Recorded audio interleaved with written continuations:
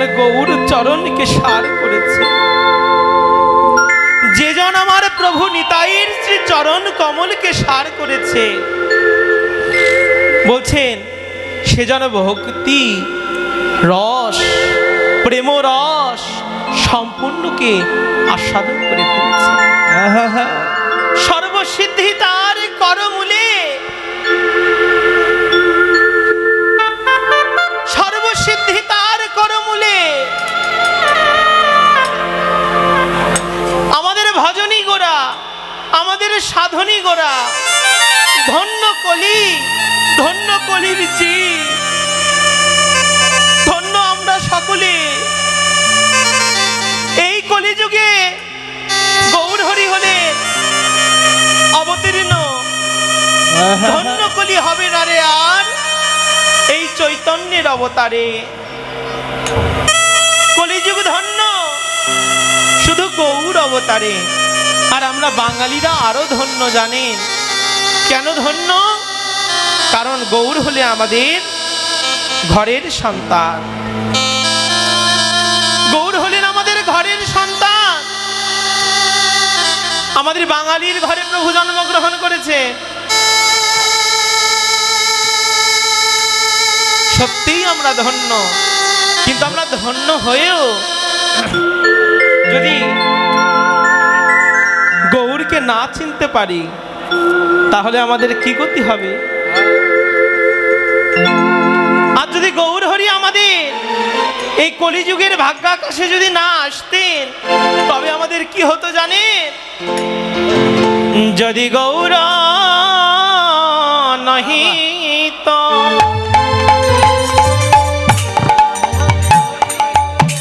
তবে কি হয়?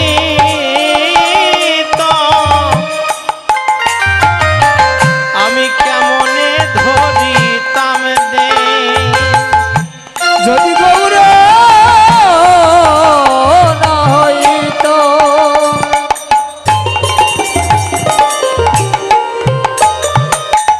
তবে কি হইতো, কেমন ধরিতাম দে। আমার রাধার মহিমা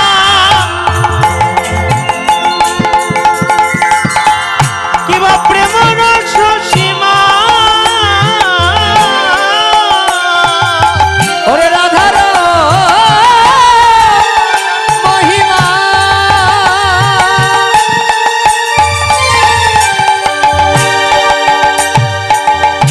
ওরে প্রেম রস সীমা, আমার রাধার মহিমা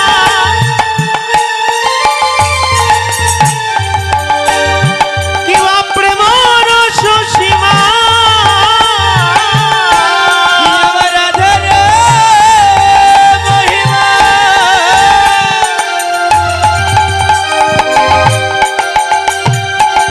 প্রেম রস সীমা, ওই না জগতে জানা তো বলকে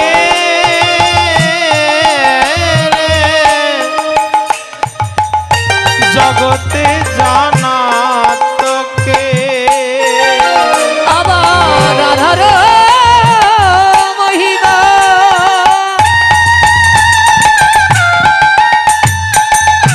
ওরে প্রেম রস সীমা, জগতে জানা তো কে রে, জগতে জানা তোকে। বলো কে জানি তো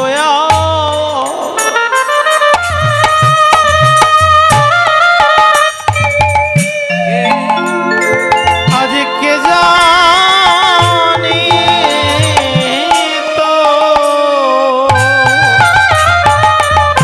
জগতে কে জানি তোয়া,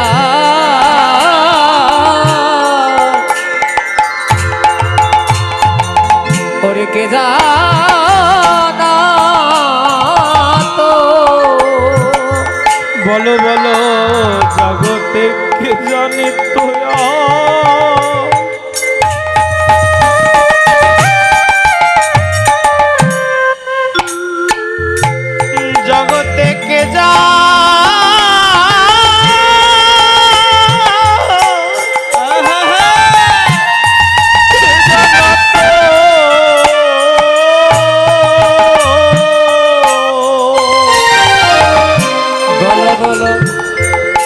জানি তোয়া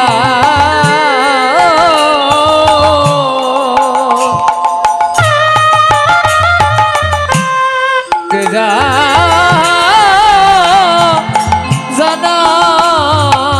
তো আমার গৌর যদি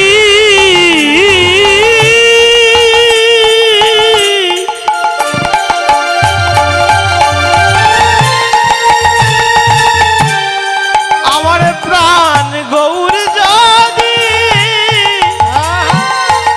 না হয় আসিত, হরি বল হরি বল বলো বলো জগতে কে জানি তোয়া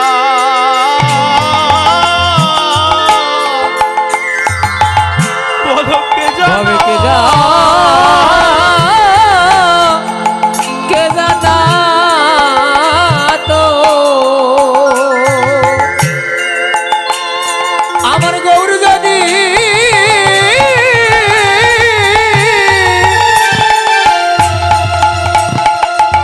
ভাবে না আসি তো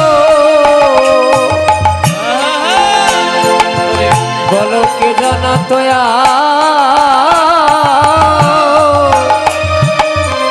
কে জানি তো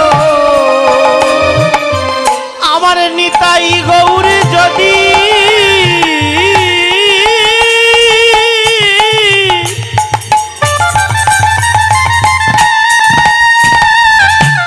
এই জগতে নয়া সীতা, জগতে কে জানি তোয়া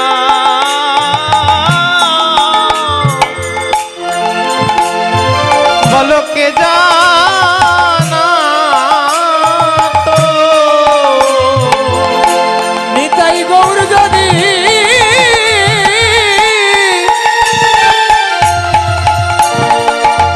জগতে না আসিত বলো কে জানা তো কে জানি তো নিতাই গৌর হরি হরি বল। কে জানি তো, যদি না আসিত জানি তো, কে জানি তো, যদি না আসিত জানি তো, আসিত জগতে কে জানি তোয়া কে জানাত রে বলছেন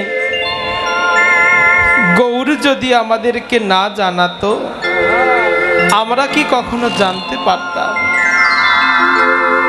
আমরা কি কখনো কলির জীব ধন্য হতাম?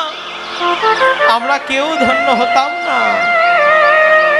আজ গৌর এসেছেন বলে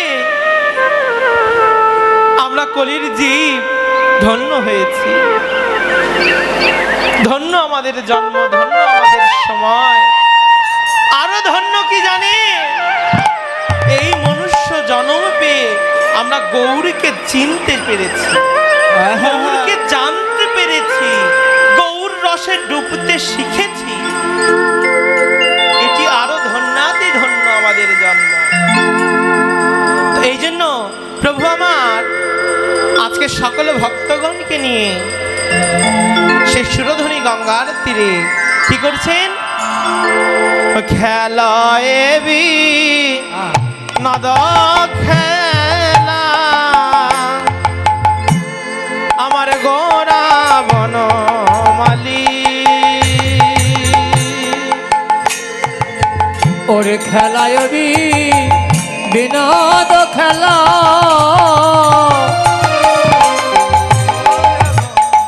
গোরা বনমালী বলি খেলায়েবি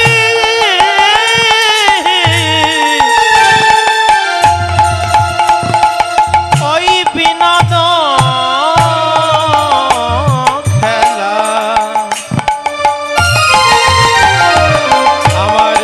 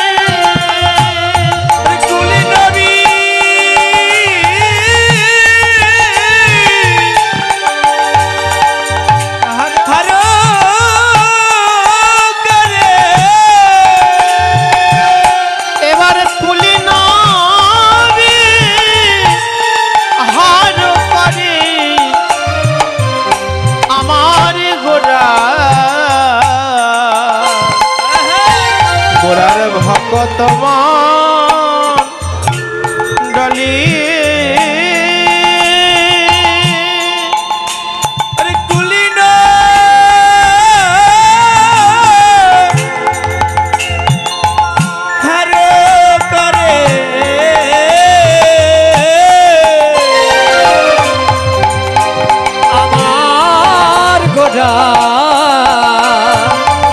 ওরে ভক্ত মণ্ডলী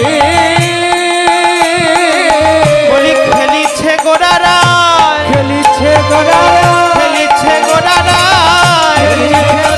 ওই না হরি নামের খেলা খেলিছে গোরারা, হরি নামের খেলা খেলিছে গোরারা, খেলিছে গোরারা, খেলিছে গোরারা, ওই মধুর হরি নামের খেলা খেলিছে গোরারা, মধুর হরি নামের খেলা খেলিছে গোরারা, ওই মধুর হরি নামের খেলা খেলিছে গোরারা, ওই মধুর হরি নামের খেলা খেলিছে গোরারা, বলি খেলিছে গোরারা, খেলিছে গোরারা, ওই হেমদণ্ড বাহু তুলে খেলিছে গোরারা, হেমদণ্ড বাহু তুলে খেলিছে গোরারা, ওই হরি বলে খেলিছে গোরারা, হরি বলে খেলিছে গোরারা, এবার খেলিছে গোরারা, খেলিছে গোরারা, এবার হেমদণ্ড বাহু তুলে খেলিছে গোরারা, হেমদণ্ড বাহু তুলে খেলছে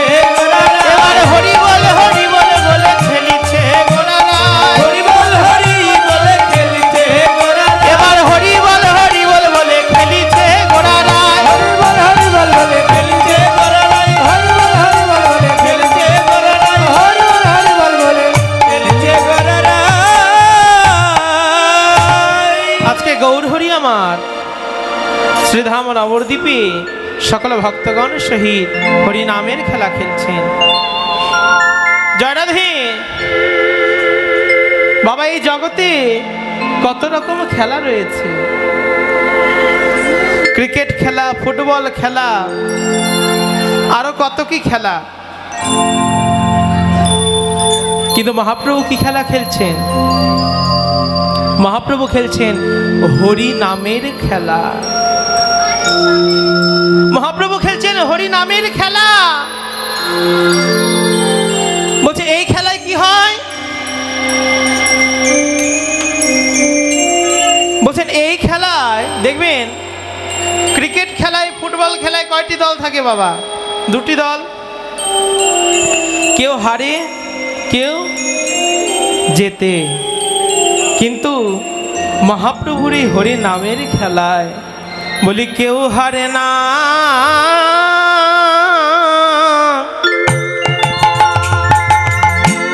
ওরে সবাই যেতে। কেউ হারে না, সবাই জিতে। এ জগতে কেউ হারে না।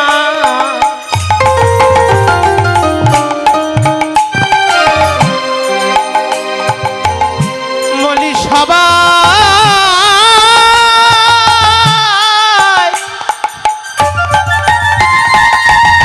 এ জগতে সবাই যেতে,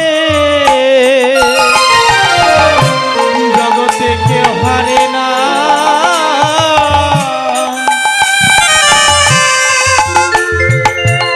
আরে সবাই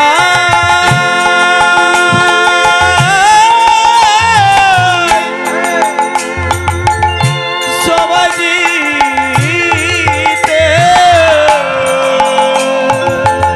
এই নমধুর হরি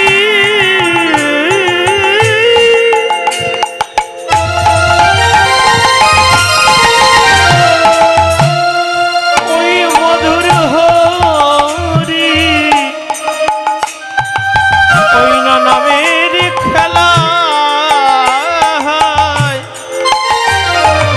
জগতে কেউ হারে না।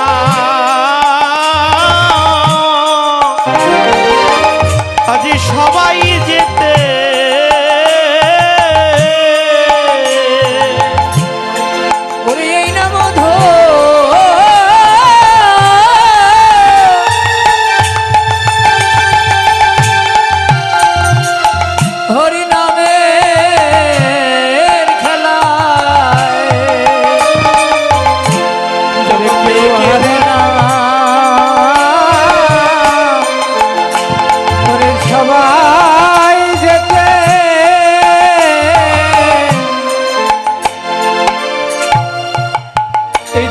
বসে যদি কোনো পিতার পুত্র যদি এই হরিনামের খেলা শুরু করে বাবা,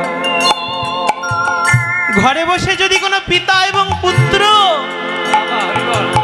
এই হরিনামের খেলা যদি শুরু করে, কি হয় জানে? সর্বশেষ পরিণতি কত পিতা ধরে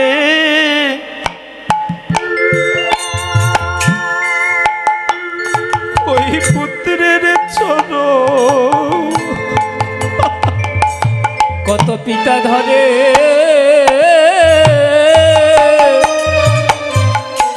ওরে পুত্রের চরণ, কত পিতা ধরে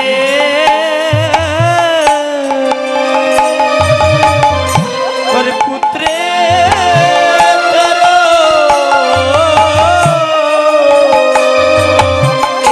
কত পিতা ধরে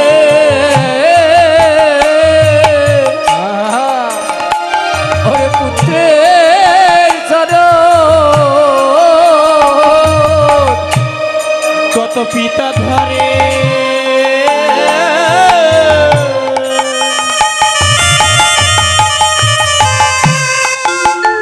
কত পুত্রের চরণ,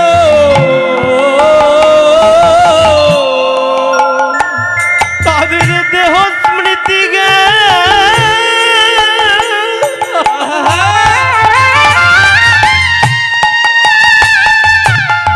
জ্ঞানে থাকে না গো,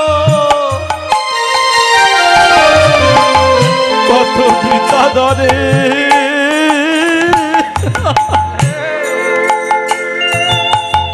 বলি পুত্রের চরণ,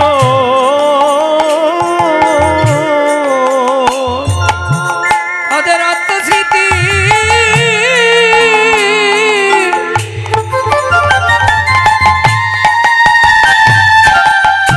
থাকে না গো, কত পিতা ধরে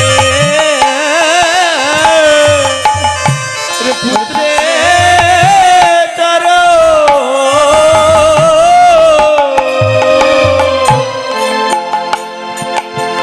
তাদের আত্মস্মৃতি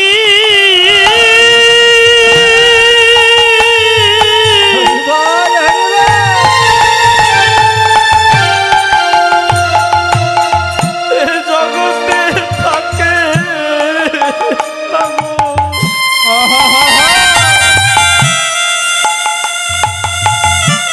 কত পিতা ধরে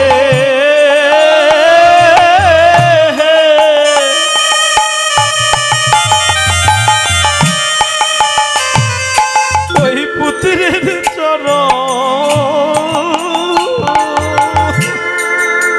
কত আত্মজিদি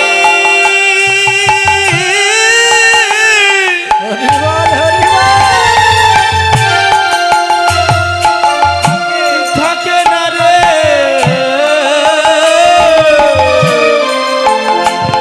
কত পিতা ধরে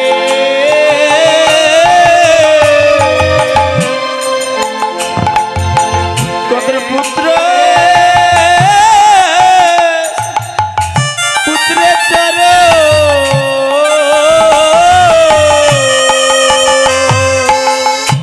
তখন কি করে জানে? পিতা বলে পুত্রকে, ওহে পুত্র,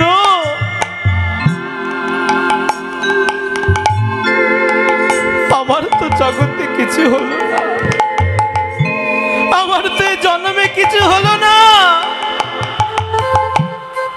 ওহে পুত্র, এবার দাও দাও তোমার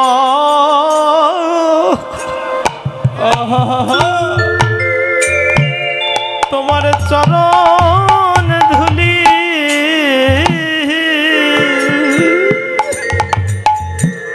বলি দাও দাও তোমার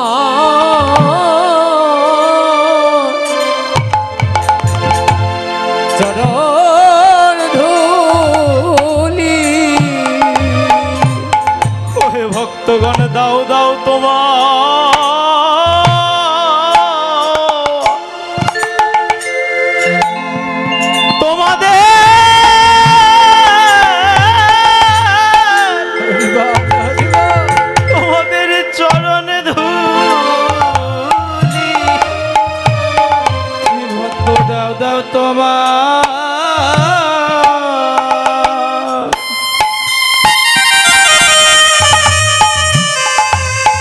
তোমাদের ভক্তের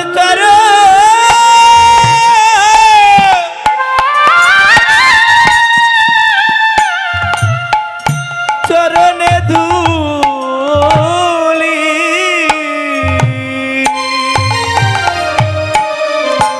আমার আর কি ভাগ্যে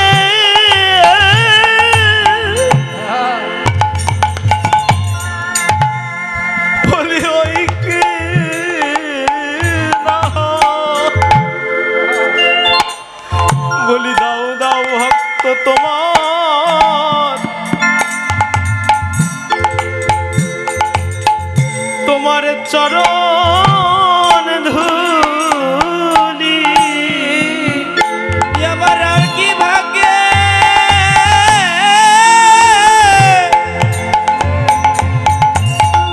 আরে হয় কি না হয়।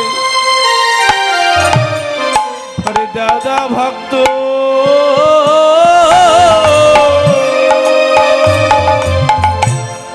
ভক্তের চরণ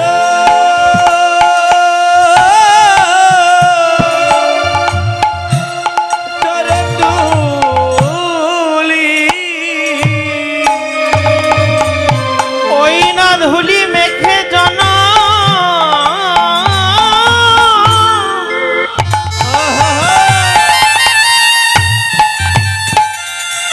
আমি জনম ধন্য করি। বলি দাও দাও ভগত তোমার, তোমার চরণে ধুলি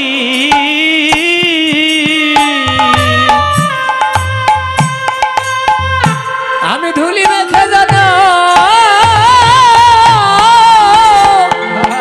ধন্য করি। দাও দাও ভক্ত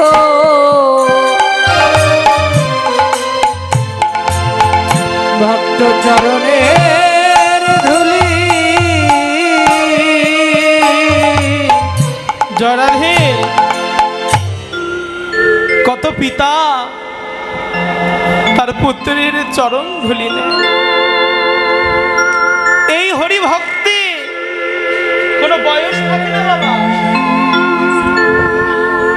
এই হরি ভক্তির কোনো বয়স থাকে না। কে ছোট কে বড় কোনো হিতাহিত জ্ঞান থাকে না। যদি কেউ সাধু হয়ে যায়, মহাপ্রভু শিক্ষা শ্রীকম শ্লোকে বললেন তৃণাদপি শুনিছেন তরুরপি সহিষ্ণু না অমানেন মানেন কীর্তনে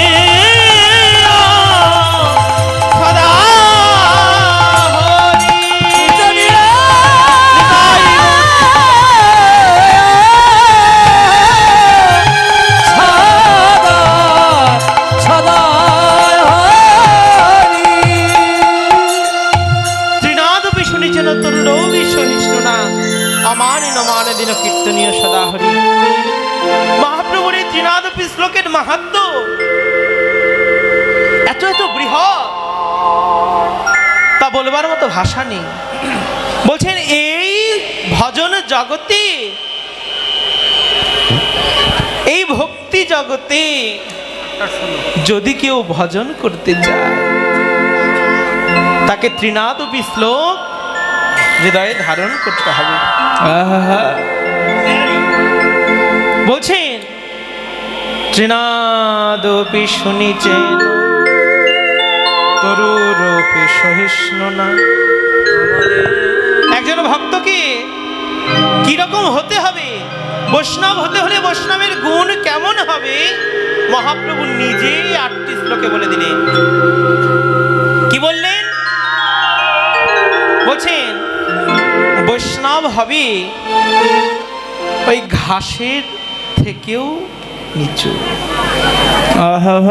এই জগতে দেখবেন বাবা, ঘাস রয়েছে না, দুর্বা ঘাস, দুর্বা ঘাসের ওপর দিয়ে যখন আমরা যাই তখন কি হয়, ঘাসটা তো ডেবে যায় নাকি? আর পরক্ষণে যখন আবার পা দিয়ে চলে যান তখন কি হয়, তখন ঘাসটা পুনরায় উত্থাপিত হয়, হয় কি না? কিন্তু বৈষ্ণবরা যদি একবার মাথা নিচু করে সেই মাথা কখনো আর তোলে না, সেই মাথা কখনোই আর তোলে না।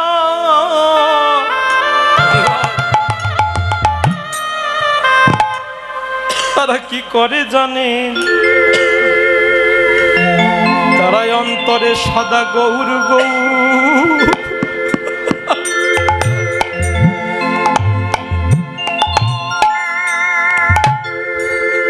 গৌর বলে কাঁদে।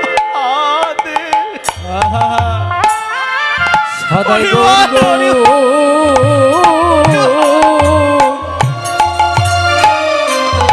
গৌর বলে